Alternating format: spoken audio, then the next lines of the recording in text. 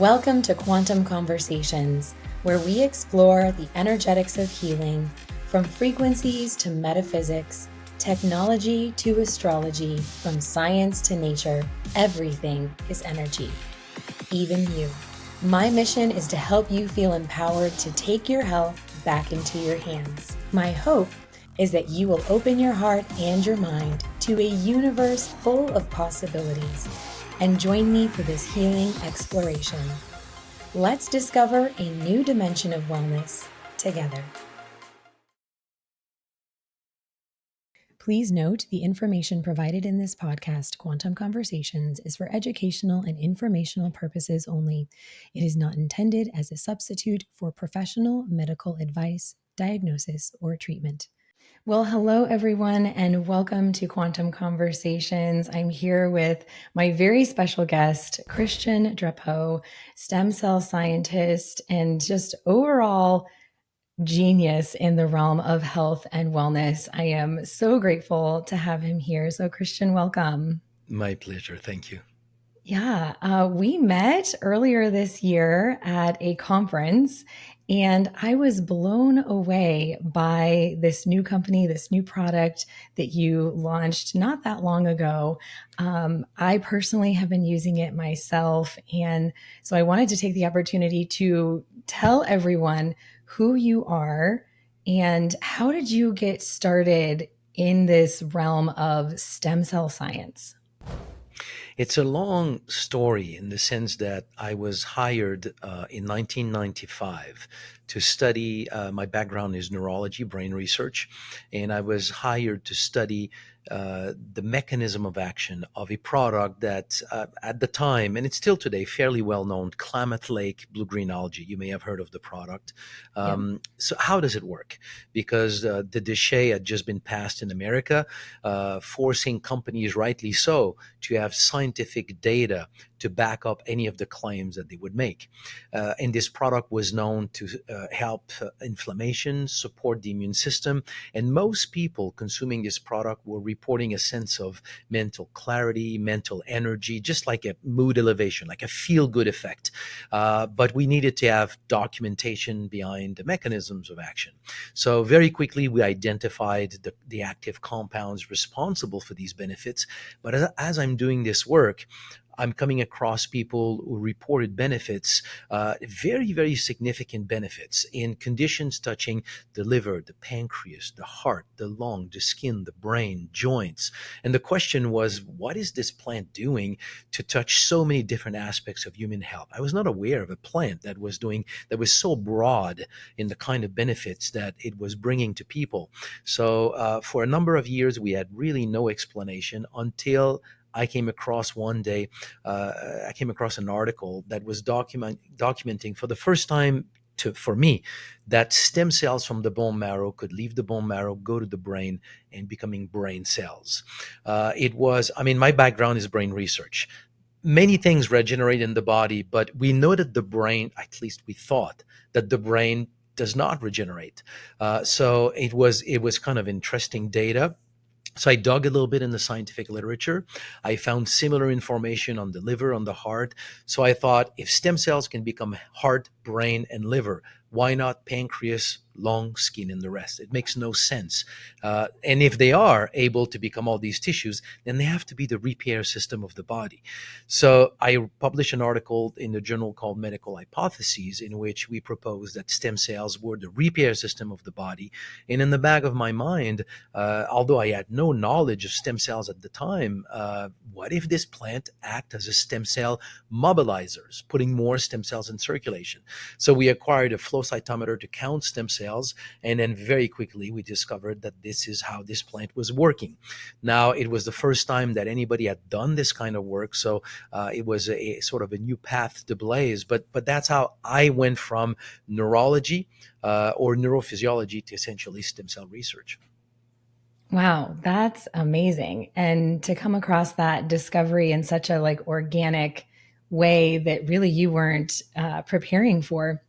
So before we go too deep into stem regen and what you have now created, I kind of want to give a little bit of a historical picture for people on what the stem cell world has looked like previous to this. Because previous to this, like you said, they didn't think that stem cells really did much other than come from the bone marrow and heal just very specific areas of the body, but not Mm-hmm. everything. So tell us a little bit about how you discovered that it's everywhere. It's skin, it's organs, it's everything. Let me give a little bit, if you're okay with that, a historical background, because I think that a lot of people are not aware of that historical background. And to me, it gives a really nice picture or snapshot of what is the scientific development. It's not the first time in history where observations were made, hypotheses were formulated that people completely rejected. And then a century later, we discovered that a century ago, they were right. So there was a scientist, a Russian scientist in the early 1900s, and he looked at the whole lineage of lymphocytes that had first been isolated from pus. So you take a sample of the pus and you look at all these cells and you see all kinds of cells. There's a broad variety of different morphologies, but looking at all of that, he was able to kind of derive that there were actually just a few numbers of different types of lymphocytes, and among this, various lymphocytes that were all precursors to those few lymphocytes, like eosinophil, basophils, lymphocytes, neutrophils, that kind of thing, and was able to basically say it looks like they all come from one mother cell. And then doing all this work, he stated in 1909, if I remember well, or 1905, that there is in the body, in the bone marrow, a universal cell that can give rise to all the cells of the body. This was completely forgotten. Nobody had evidence of this before. So anyway, it was completely forgotten, but it was already observed in the early 1900s.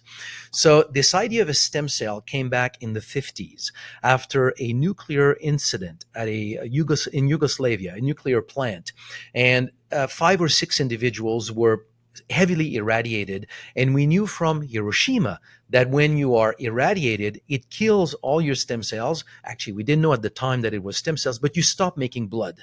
So you die within 3 months because you're unable to make blood. So they thought, okay, we will have to start to do blood transfusion to these people. And every 2, 3 months, we would need to make new blood transfusion. So they did the first blood transfusion and realized after that they were making their own blood. So it brought back this concept that there was a mother cell capable of making all the blood. And that's when the discovery of stem cells in the bone marrow, hematopoietic stem cells, responsible for making blood cells, came out. But in the whole field of embryology, we know that there is a cell, meaning the zygote, when the egg meet the sperm, there is one cell that can make everything. So there was always this concept that while we have a stem cells that can make blood cells in our body, we started as a universal stem cell. So scientists started to work with stem cells from mice. You probably remember the sheep dolly.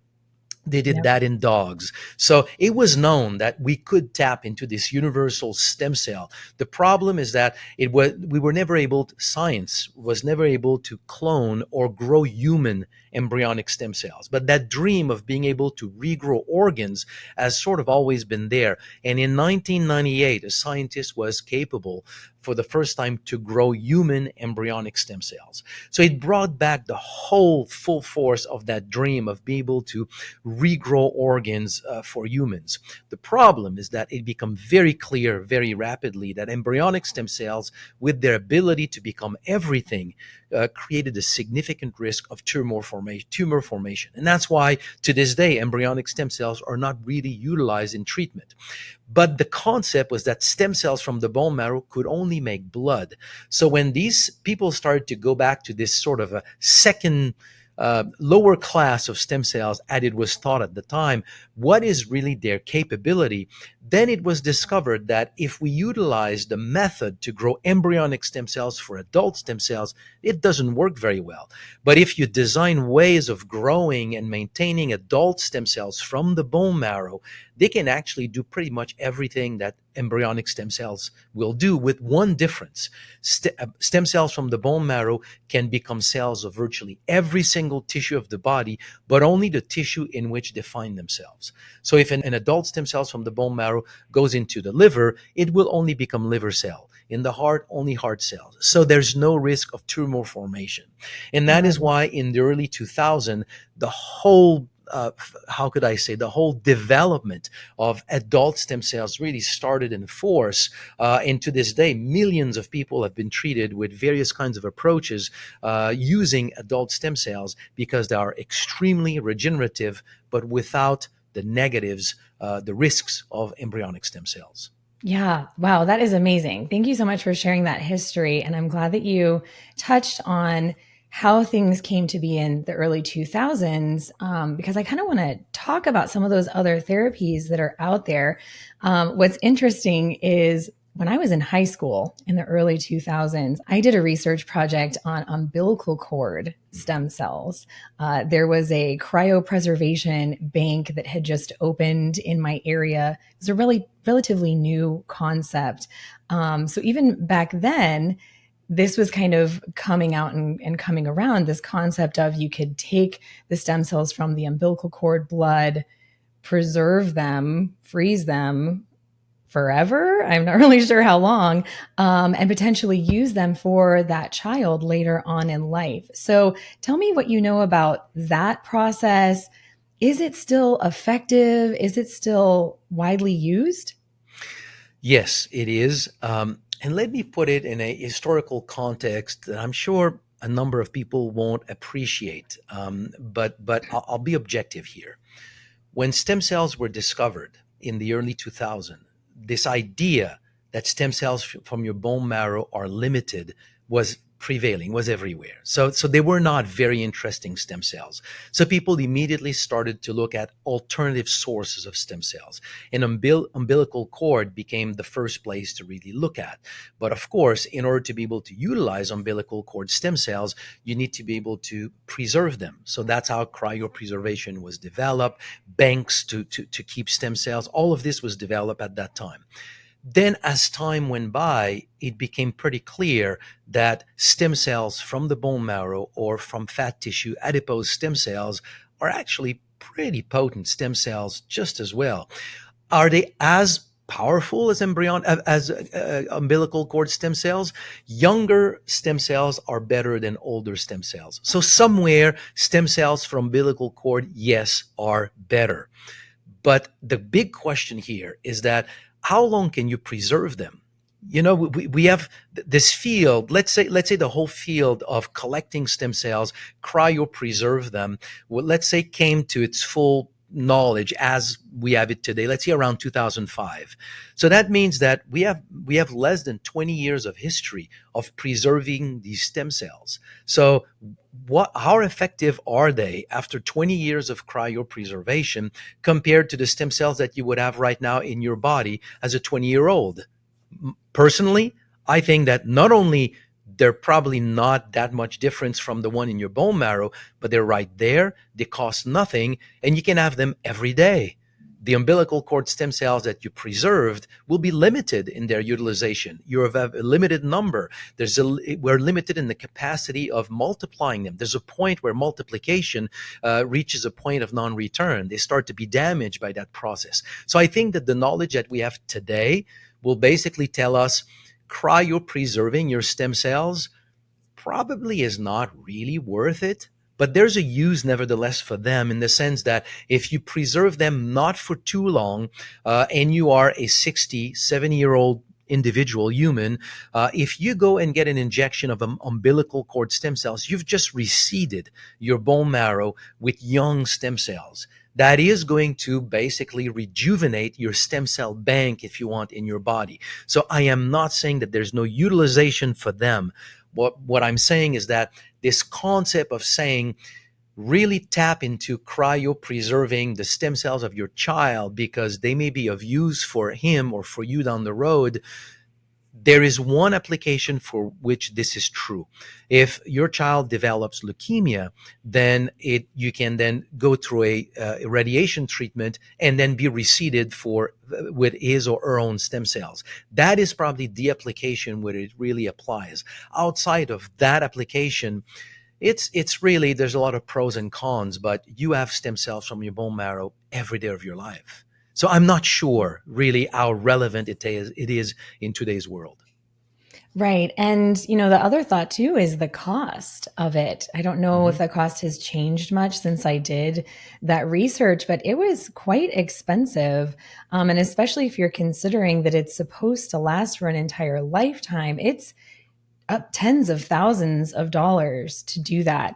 So it doesn't really seem accessible to everyone, or even sustainable as well. And it's almost like you're taking a gamble that maybe your child will get something like leukemia or some terrible disease. There's also another method of getting stem cells into your body, and it actually requires extracting them and then injecting them back in. And I believe it's with adipose tissue. Can you share a Hmm. little bit about that? Because I feel like that's a pretty pricey method as well. Yeah, they're all pricey. Mhm. There is, and this is where the field went immediately in the early 2000, when the regenerative potential of adult stem cells, and by adult, just to be clear, it doesn't mean in an adult. It simply means as a position, let's say, to embryonic stem cells. So even in an unborn child toward the later stage of the pregnancy, you would call these stem cells adult stem cells. So basically, from the moment we are born, stem cells in a body, in a living organism, are adult stem cells.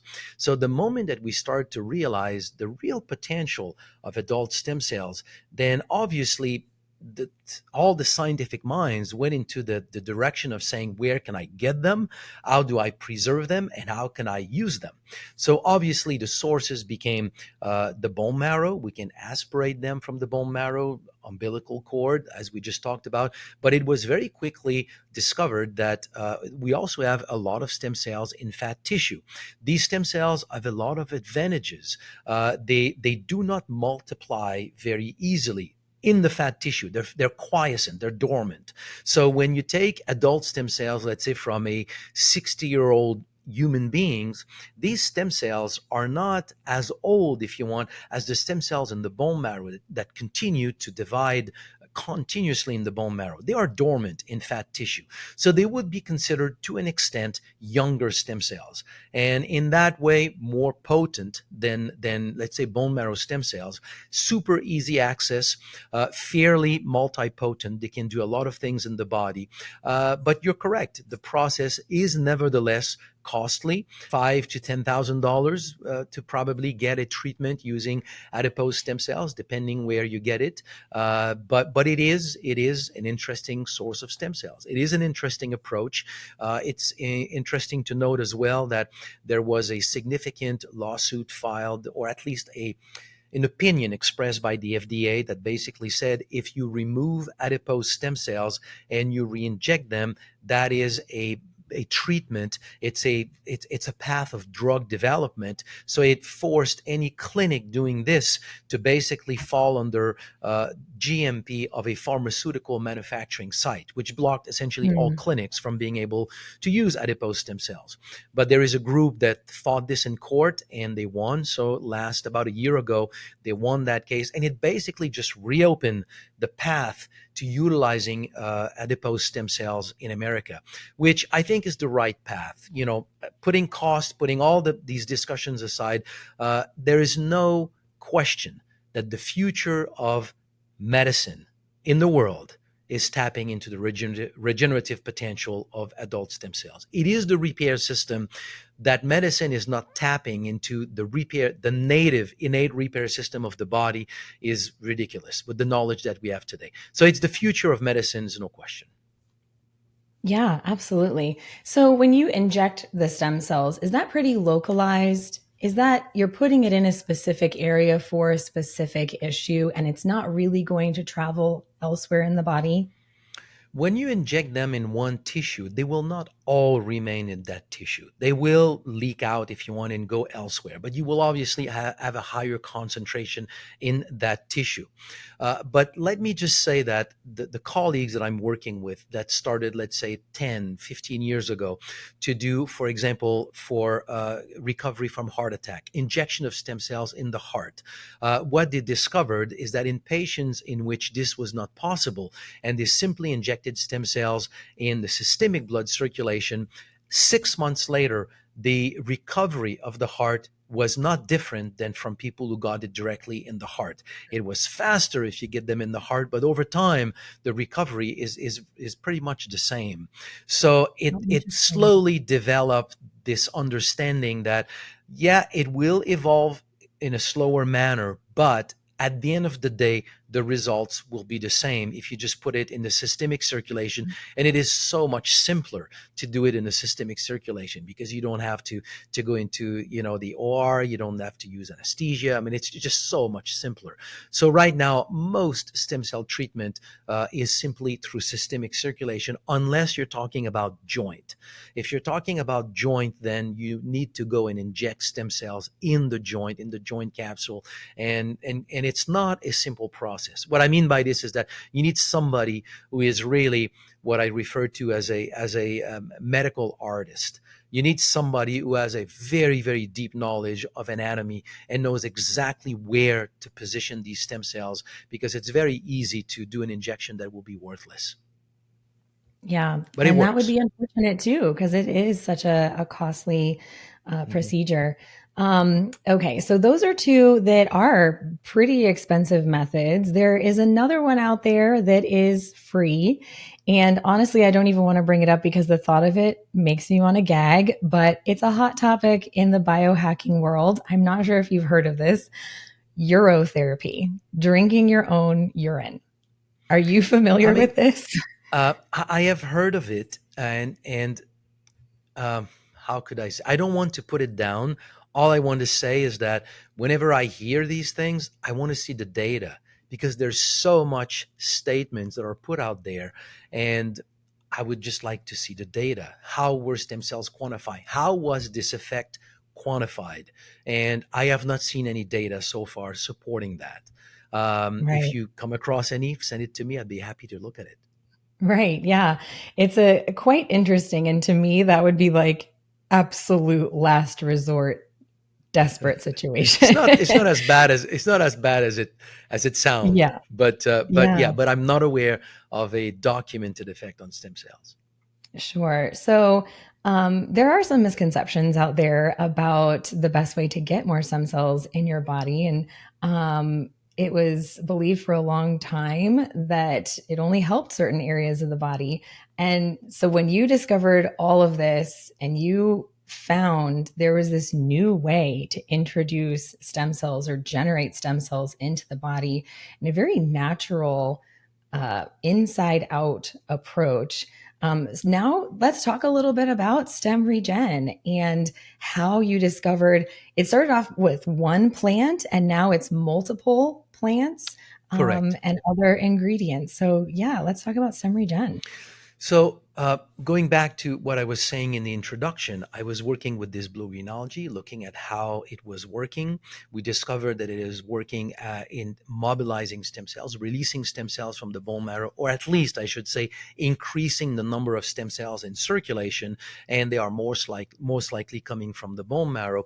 So, as soon as I observed that phenomenon, now understand, I'm coming from brain research. This is my background. So stem cells is not something that I know very well. So I dove into the whole literature of adult stem cells, and to really try to understand as much as I could in that field. And it became clear very rapidly, going through the scientific literature, that it was an extraordinarily prolific field, but disjointed, like articles all over the place, thousands and thousands of articles. I don't know if there's a field of medicine that has more studies than the field of stem cell research, but everybody is kind of working in their small area. And as I'm going through all this literature, there's something that emerged very quickly from the literature that to me was obvious. But it took quite some time for this to really become a thing in the scientific world, in the medical world. Is that while the first reflex of scientists was to go and isolate stem cells from the bone marrow, from the fat tissue, from the blood, hair follicles, dental pulp, umbilical cord. These are sources of stem cells. We actually release them every day. Every day we release these stem cells from our bone marrow. A stem cell is released and will be in your bloodstream for about 6 hours, 1 to 6 hours. It will either find a tissue where to migrate or will go back to the bone marrow. And that process takes place all the time. As scientists started to study the ability of stem cells to repair various organs and tissues using a method like, for example, injecting fluorescent stem cells in an animal, then creating an injury in a tissue, and looking at the healing being filled with new cells of that tissue with their fluorescent, showing that they came from the stem cells that were injected.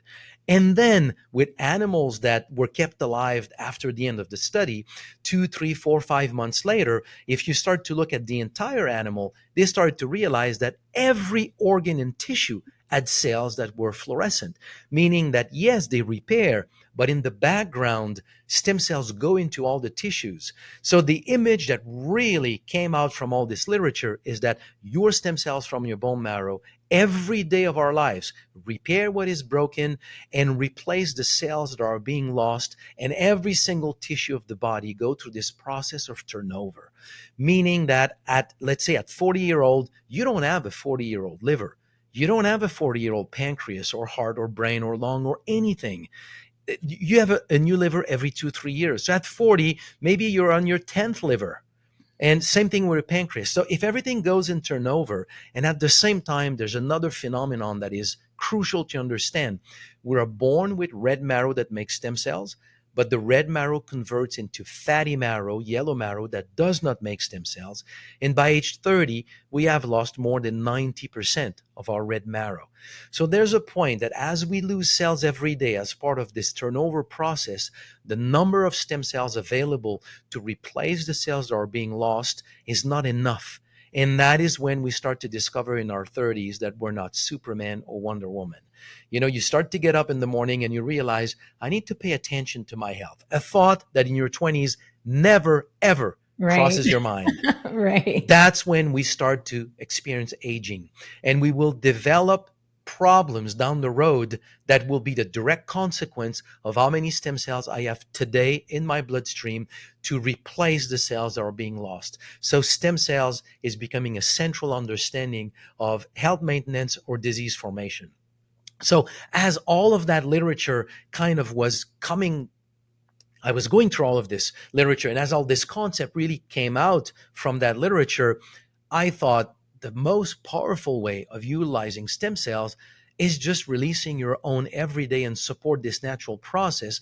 And I had discovered that plant that was doing this. So we developed we discovered or documented the mechanism of action, the active compound. We did a proof of concept into an injury model in animals, which is what you have to do in science to prove the concept. So we did all that work. And as soon as that was done, my thought was, if we have evolved in symbiosis with the environment, and stem cells are the repair system of the body, there has to be other plants that have an effect on stem cells. So let's look at other plants known historically to be associated with many benefits, and let's go look at them. What are they? Medicinal mushroom. All adaptogens. What is an adaptogen? It's something that does a lot of things good for you, but we don't know how. So because we have never looked at stem cells. So I thought maybe it's stem cells. So I started to look at some of them, goji berries, and we found they all have an effect on stem cells. Then I went into remote areas of the world, like you go to Madagascar, outside of the global economy. What is their go-to plant? I say outside of the global economy because they don't have access to medicinal mushroom from China. It's not a common thing in Madagascar. They don't have goji berry. They don't have cordyceps. They don't have any of those. So what do they have from Madagascar? And they have one specific species of aloe called Aloe macroclada, used for centuries as a product called locally Vahona, and it's used for all kinds of health issues. We tested it. We found this is the strongest ingredient that we have so far documented on stem cells. We have sea sea buckthorn berry from the Tibetan plateau. We have a seaweed coming from South America, from Patagonia, norogensin.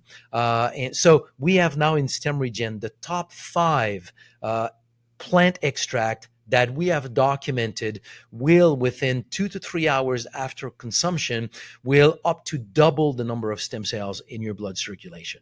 And that's what we have with StemRegen. So it's a blend of these plants. You take 2 capsules, you will conservatively release about 10 million of your own stem cells. We can quantify 10 million additional stem cells in your blood circulation that are available on that day to either participate to tissue repair or simply replace the cells that are being lost. Yeah. And I love this product. I am personally taking it myself as well. I think I'm on my fourth or fifth bottle. I have it right here, but it is empty and my subscription is on the way. And what I love about it and these ingredients is that it really is rooted in ancient wisdom and indigenous cultures. This is actually not new. This is just new to us and almost like a rediscovery, if you will. So you have traveled the world and you have gone into these hidden places and met these indigenous people firsthand where these ingredients are grown. And I would just like to hear from you. What do you think these indigenous cultures can teach us about healing from the inside out? And what have you learned from them personally? Let me share something that is probably going to be very controversial for the scientific community. But one thing that I have come to understand is that the golden standard of what we call the so-called double-blind placebo-controlled studies is, let me put it this way. Let me take the example of a plant called Shanka piedra. Have you heard of Shanka piedra? I haven't, no. It's a plant from South America. It's a weed. Shanka piedra means stone breaker. So how is it that shamans and healers in South America, at the time that the Spaniards came in that area, were using a plant that was called stone breaker? And you drink that tea for about a week if you have kidney stones, and you will pass your kidney stone without even feeling it. It Wow. breaks kidney stones and allows you to eliminate them. How is it that shamans, who probably had never opened the human body to know what is a kidney and know how it works, call that plant Shanka piedra? I was in that area, and I did ask a shaman. I says, "How do you know that?" And he laughed and he says, "The plant told me." So for centuries, there's a plant called Shanka piedra that is used to break kidney stones, that when you bring that up to the modern scientific community, will tell you this is just folks medicine. There's no scientific evidence. And then at one point, scientists looked at it, and that plant, when you take it, actually fragments kidney stone in million pieces, and you pass them without feeling it. So now what that means is that that study done on those 12 or 20 placebo-controlled individuals now validates 1,000 years of utilization by experience by healers and shamans. I find that mind blowing that we so easily discard thousands of years of historical use. If it does not work, believe me, they'll stop using it. So if it works after a few thousand years, there's a reason for it. And if we don't understand it, I prefer to say it looks like it works, but I don't understand it, rather to say there's no scientific evidence, therefore it's not working. So you're asking me what have I learned through all that traveling? I've learned to really respect the data that is coming from centuries of utilization. I use that as my basis, meaning when I go to the Tibetan plateau and I'm told, I ask Chinese people studying plants, what would be, you're lost on an island. And the only thing, you tell me, what is the plant? You have the choice of choosing one plant from the entire Chinese pharmacopoeia for you to stay healthy on that island. What plant would you bring? To my surprise, they all said sea buckthorn berry. I really, honestly, Wow. I knew the berry, but I never would have chosen that berry. So I started to dive in the scientific literature. I discovered things that are fascinating. For example, just the name, Ipophae. This is the name of sea buckthorn berry, the scientific name. It means, hippo means horse, phi means light. It means shining horse. It's very rare that a plant is named after a physiological effect of the plant. Normally, the plants are named according to their morphology or our human relationship with the plant. For example, an apple. An apple, its scientific name is malice. Malice comes from mala, which means evil, and it comes from Mm, Adam and Eve. right. The evil apple. It's an example. It's our relationship with the plant or its morphology. Ipophae means shining horse, and it comes from Alexander the Great traveling into Western China, and he abandoned a herd of horses wounded in battles, and he left them to die in a field that contained sea buckthorn berry. He came back a few weeks later, and he found a vibrant, healthy herd of horses, and they What? all had a shiny coat. And a shiny coat for a Wow. horse is a sign of health. Yeah. So the berry was named Shining Horse. So they basically collected berries, the leaves, so that the soldiers could repair like the horses. And from there, it was incorporated into Chinese medicine, Tibetan medicine, Mongolian medicine, where it has been used for disease of the lung, of the heart, cardiovascular disease, diabetes, and to help people repair from bone fracture and burn to the skin, and also problems of the digestive system. So when you look at the spread, heart, liver, pancreas, lung, skin, bones, that's telling me it's touching many aspects of human health. Quite possibly, it's because it has an effect on stem cells. Right. Nobody has ever Yeah. looked at it. So we derived a specific extract from sea buckthorn berry, concentrating what we suspected would be the active compounds. And when we tested it, we got our second best response on stem cells. So that is Wow. one of the ingredients, for example, in stem regen. I love that. Okay. So you touched on a few different things. I'm just going to read off the bottle here. Um, actually, no, I'm not. These are all the these are all of the scientific terms. Scratch But I that. mean, we can say it, Aphanisomum plus aqua. This is the blue-green algae from Klamath Lake, Mm, also known as AFA. We talked about sea buckthorn berry, which is Ipophae that we just talked about. Then we have Ficoidan. Fucoidan is a polysaccharide that has been known for a long time to bring various kinds of benefits to human health. There is a type of fucoidan, for example, extracted from Eclonia cava, which is a seaweed that is harvested a lot from the coast of Korea in Japan, and it has been associated with the longevity of a lot of the people living on these islands that are consuming Eclonia cava. Um, but elsewhere in the world, ficoidan has been associated. It's extracted from a species from what is these islands in the Polynesian island? It's not the Fiji, Tonga, and mm, it is that species Cladocyphon. And so locally, they are extracting ficoidan from that plant, and they say that this is what is keeping them healthy. So ficoidan has been extracted from many seaweeds and historically associated with many kind of health benefits, but mostly documented for its effect on cancer, tumor, and also inflammation. So a lot of the studies have been done on joint inflammation and tumor, but some documentation existed on stem cells. So we studied fucoidan from various species, from fucus, from undaria, and we saw an effect on stem cells. So we have chosen in stem regen to have an extract from fucus vesiculosis, also known as kelp. And the reason is that that extract specifically contain fucoidan, but also the active compounds that we have in Eclonia cava that has been associated with longevity in that region. It's a class of compounds called fluorotannins. So wow. we chose that ingredient to bring these two components in stem regen.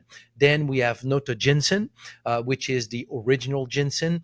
That one was also associated with an effect on stem cells and also repair of the heart, of the brain, without a mechanism of action. So my suggestion is that it's probably because of the effect that it has on stem cells. And the last one that we have in there, so AFA, Allomacroclada from Madagascar, we named the five ones. We have two other interesting ingredients in stem regen. we have highly fractionated colostrum and beta glucans. And the reason for this is very interesting because it is, like you mentioned earlier, all of this emerged from scientific observations. And these two came out of scientific observations in the sense that when I studied medicinal mushroom, so I'm thinking medicinal mushroom, adaptogens, they're leading to a lot of health benefits. So most likely they are going to release stem cells as well. So we start to test polysaccharide extracted, beta glucan extracted from cordyceps, lion's mane, from reishi. And we see the exact same response, which is a drop in the number of stem cells within about 30 minutes after consumption. So the first time that we see this, keep in mind, all we have seen so far was an increase in the number of stem cells. Right. So Yeah. we get a decrease and we thought, okay, we get something wrong with the machine. So stop the studies, clean the machine, we redo the study, the experiment, we get the same response. Okay, let's throw away the reagents. I mean, this is like thousands of dollars of antibodies and regions that we use for agents that we use for for those studies, and acquire new. We redo the study and we get the same response, a drop in the number of stem cells. So we start to decide to dig a little bit more in that direction. And as we start to quantify the density of the receptor at the surface of a stem cell that is responding to the SOS molecule that is released by an injured tissue to call for stem cells to migrate in that tissue, the density of that molecule is drastically increased within about 20 minutes of consuming these medicinal mushrooms. So basically, it increases the stem cell's ability to listen to tissues in need of repair and therefore migrate out of the blood circulation into these tissues so they disappear from the blood circulation. So that's why Oh, we had that drop. So, but in the scientific literature, there are no drugs that exist to stimulate migration of stem cells out of the blood into tissues. So there's no studies that nobody has looked at the migration of stem cells. So we cannot really publish the work that we have. What I mean is that we cannot publish it, is that to publish a study, you need to be able to discuss your data in the within the context of the scientific literature. So we don't have scientific literature to compare our data with. So that means we would have to go through fundamental science and start to document the process of stem cell migration. And we're just a dietary supplement company. We don't have the funds to go in that right. basic, you know, basic fundamental science. So, but it's clear that if stem cells do the repair through a migration out of the blood into a tissue and then proliferation in that tissue and then conversion into cells of that tissue, the migration part is essential. So if I stumble on ingredient that will support that step, it is just pure simple logic that I should combine them. So Absolutely. at that point, I start to combine the natural product releasing stem cells with product triggering migration. And then people would come back to me and would say, yeah, that formulation is working much better than the other one that we had before. So I start to combine uh, plant extract that release stem cells with plant extract or colostrum. It's not a plant extract, but it's an extract from colostrum. I wanted to keep the product vegan if you want, all plant-based, but the strongest ingredient that acted as a migrator of stem cells, what this specific ingredient, highly fractionated colostrum, not just colostrum. You can get colostrum at $30 a kilo. This is highly fractionated colostrum that is $750 a kilo. Oh, wow. So it is much more expensive, but it is what works. And the ruling principle behind the development of stem regen is that I wanted to put together, without consideration for cost, what would be the most potent ingredient that would both release stem cells and support their migration into tissues. So that's what we have with stem regen. That's the list of these 7 ingredients. I love that. You were so thorough in the process and finding these amazing plant-based components all over the world. That must have taken some time. That must have taken quite a lot of research and effort on your part. So let's chat a little bit now about who is this for? Who can use stem regen? And we haven't really touched on it yet, but it's just 2 capsules is Correct. one dosage. It is incredibly easy to take in the morning, in the evening. And I know that, there's certain people that have diseases and illnesses that really could use this. So let's talk on who can use stem regen. Well, before we dive into this, you know very well we cannot make health claims with dietary supplement. So let's just talk about health in general. Yeah. We know that stem cells can become cells of the heart. We know this very well. What I'm telling you here is plenty documented in the scientific literature. Stem cells can become heart cells, liver cells. I was driving to Dallas yesterday, and I was listening to a lecture by scientists on stem cells. And in the introduction, the scientist said, well, we know that stem cells can become many types of cells, like not everything. We know, for example, that the heart does not repair. Untrue.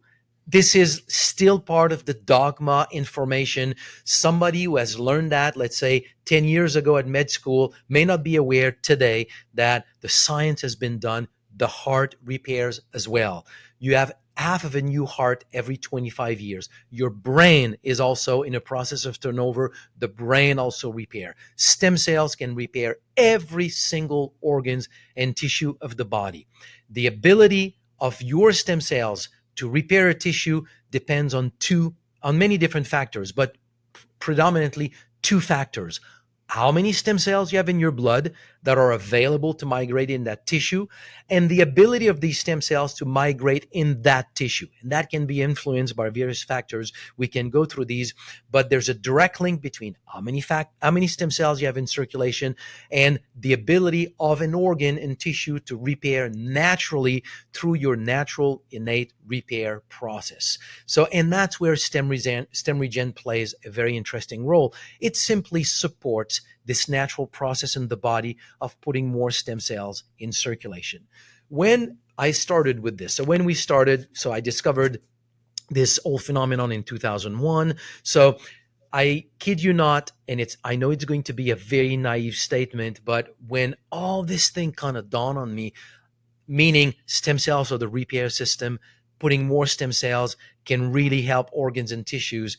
Already in 2001, 2002, there was enough studies in the scientific literature to really see that that's where all of this was going. I looked at all of this and I just thought, we're putting an end to disease. This was like, Yeah. to me, was such an amazing discovery and an amazing realization. But the system is a beast. So we're 20 years later, and we're still fighting to just have that message really being heard. But when all of this came out in 2001, it was obvious this is good for everybody. So let's basically share this with everybody. And I'm getting to your question here, who is this for? And I realize, call me slow here in learning on the marketing aspect. I'm a scientist, I'm not a marketer. But I realize if you have something that is good for everything, nobody uses it for anything. So we have really gone through a long process of really learning that we need to really be much more focused in our approach. So right now, the approach that we have is that we are really promoting the product StemRegen for the conditions that with which people will see the results the fastest. So you go to the gym, you work out to the fullest, like wreck yourself. Do it in a way that you know the day after you will be able to, you're barely able to move. And then test your stem cells and your ability to repair. Take 2 stem regen after, take 2 before you go to bed, and see how different you are the day after. That is going to show to you the power of your own stem cells and how stem regen works by putting more stem cells in circulation. So that allows people to see the effect very, very quickly. Then we also promote it to biohackers because they're also sensitive to that message, obviously, but doctors in regenerative medicine and surgeons, because surgeons trigger what I call the controlled wound. Nothing screams for stem cells more than a wound. So we see this across the board, like literally 100%.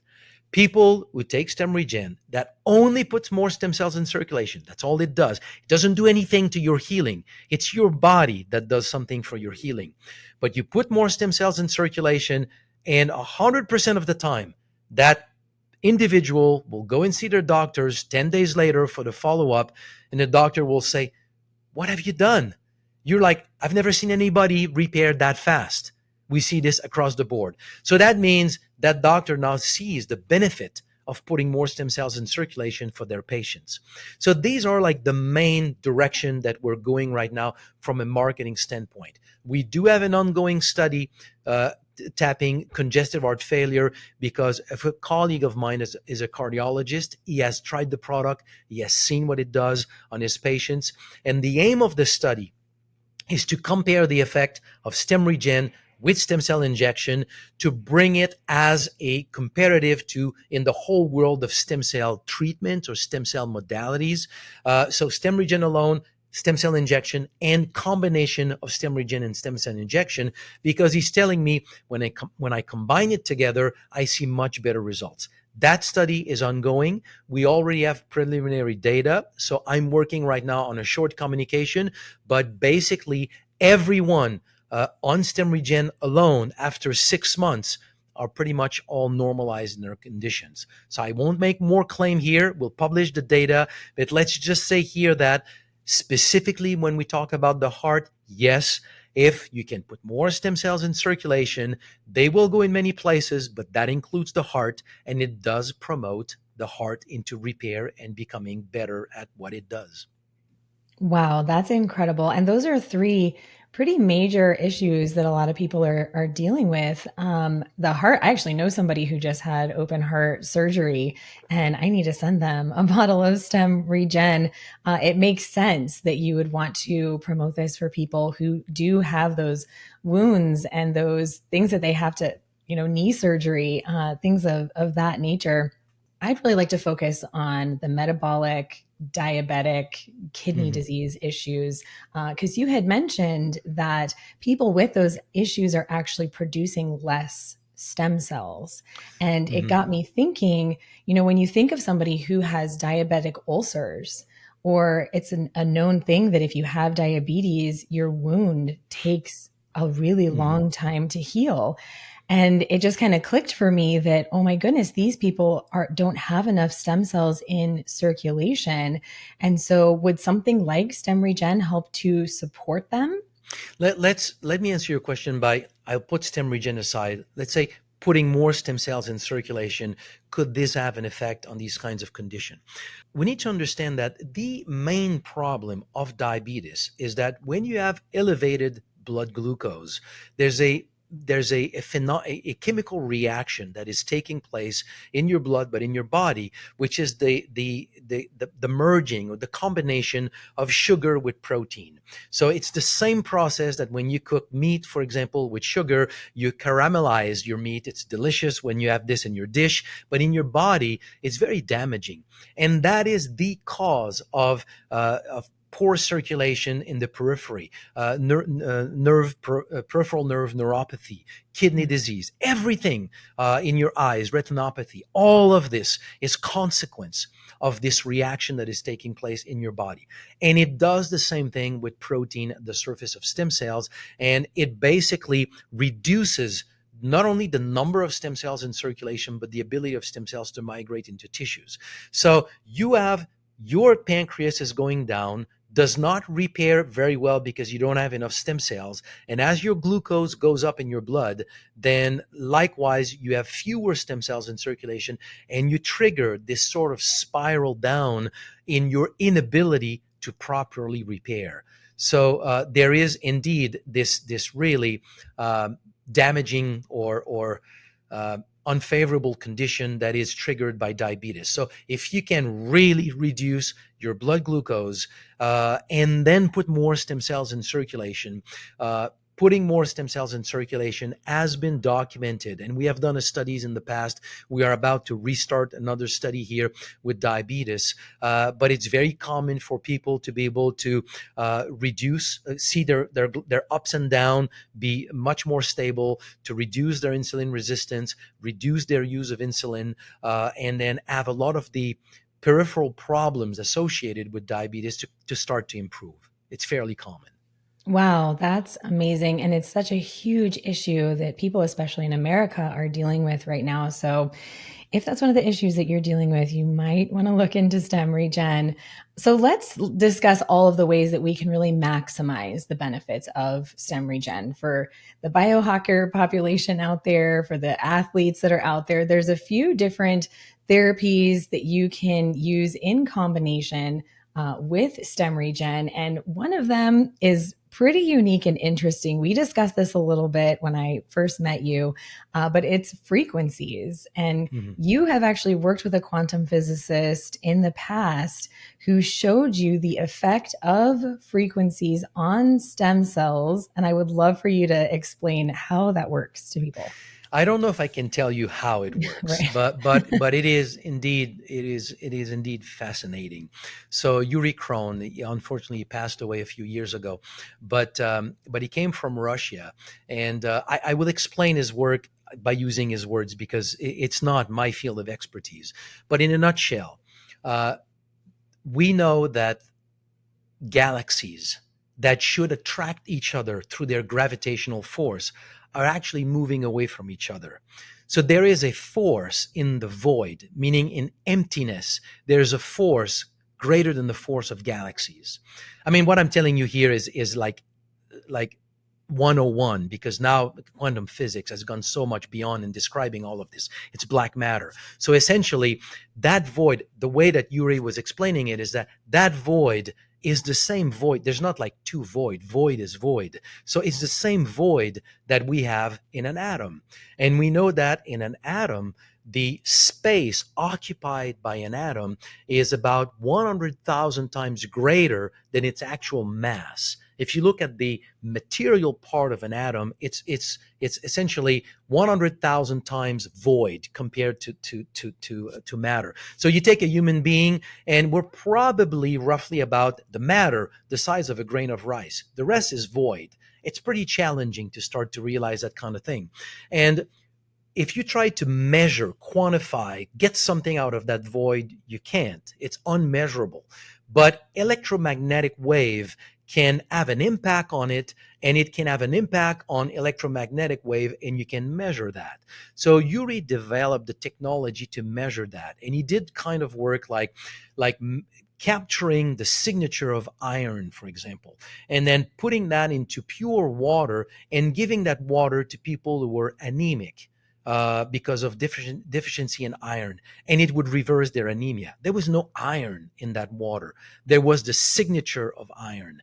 Then he went more deeper and deeper using molecules, like using the energetic signature, if you want, or quantum physics signature of oxytocin, putting that into water, and then having people get out of depression and that kind of thing.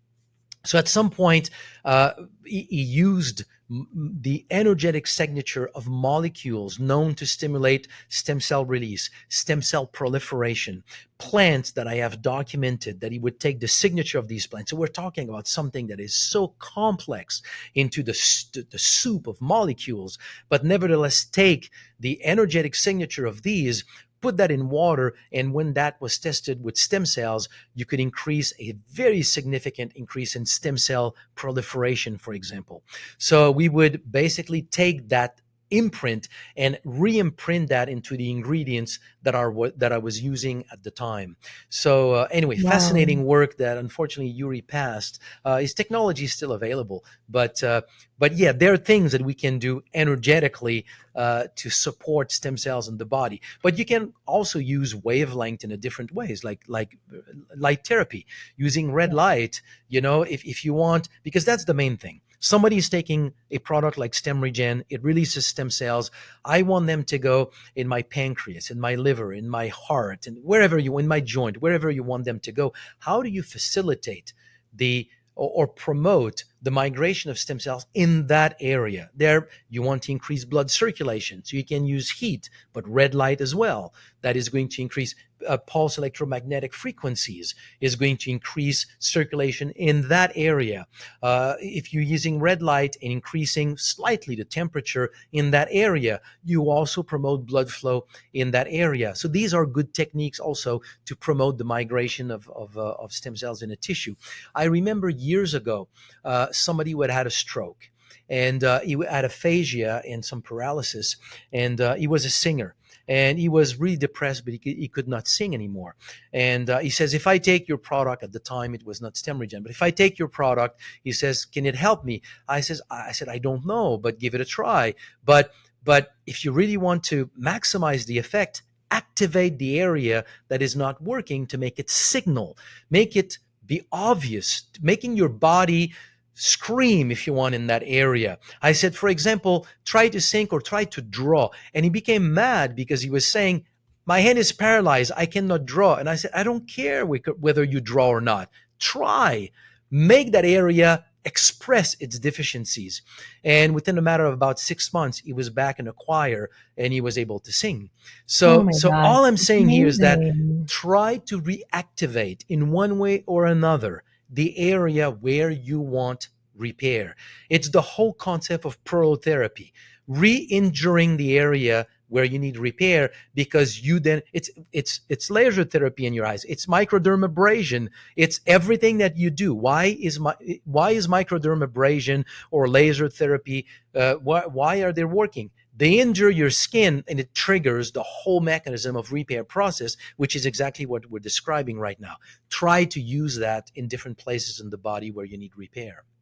Yes, this product is just so amazing. I have been absolutely blown away by it. The fact that you can do something this simple that is completely non-invasive, that is painless, that is affordable, that is accessible. You don't have to go somewhere for a treatment, or even there's people that travel out of the country to Mhm. get stem cell therapy Most people. treatments and spend tens of thousands of dollars, and now it's available to us right here.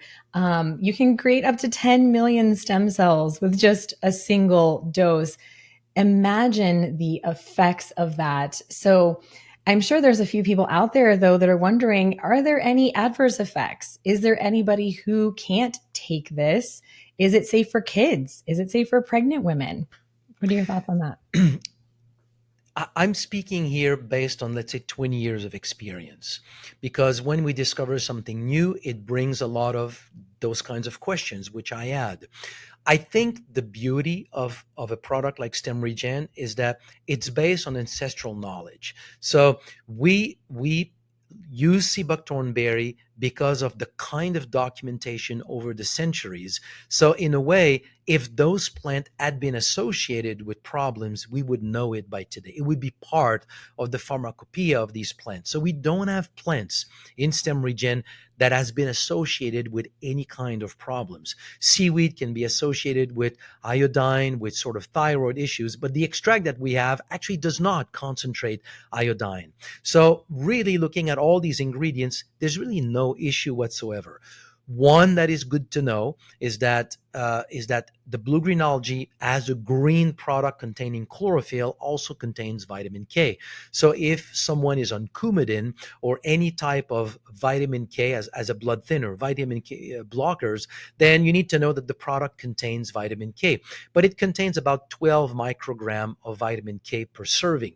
Your recommended daily intake is 80. You take, I don't know, a cup of broccoli and you will have more vitamin K than you have in the product. So it's really not a lot, but I'm disclosing here, it does contain some vitamin K. Outside from this, we've never came across any kind of side effect with the product. The product can trigger some sort of, in general terms, let's call it a healing crisis. And we see this most of the time with people with joint issue or fibromyalgia. I would say 20% of the people will report first an exacerbation of the pain. They'll say this product is bad for me because my knee pain is worse. And I can tell you, I have seen this now so many times. Stick with it. Take less if you want. Take half a capsule if you want a day for a little while. But go through the process, because you will experience benefits after you went through that first phase, which is not very long, a week or two. So these are the things that can be experienced. Pregnancy, we don't have any study on pregnancy, so I will just say be cautious. If you have any doubt, don't take it. Wait, after delivery. But historically, no, we have not seen any problem with pregnancy. We have not seen any problem either with feeding a baby. So there's no real side effects that have been seen over the years with the product. Wow, that's amazing. And, even if you were cautious about wanting to take it during pregnancy, I could see really amazing benefits of taking it in postpartum. Correct. Healing after giving birth, if you have a C-section or a natural birth, either way. So, do you have just one testimonial? What's your favorite story of recovery from somebody who has taken stem regen and seen amazing results? There are so many. I mean, thousands of stories. I've been in this field of herbal medicine, if you want, for 30 years. I've heard many, many stories about various products, various plants. What I think is fascinating with a product like Stem Regen is just the number of people who take it, who come back with great stories. Um, the great stories. Some of the great stories are actually probably hard to believe. Um, okay, let me give you one. Okay, and I'm going to choose this one because it was not with Stem Regen. It was with another product they had before, so I'm not making here a promotion on Stem Regen.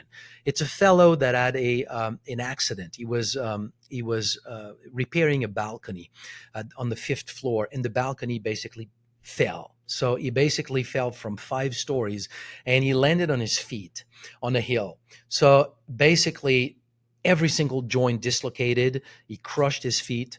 The organs in his thorax went down into his abdomen, and then he started to tumble about 100 feet down the hill.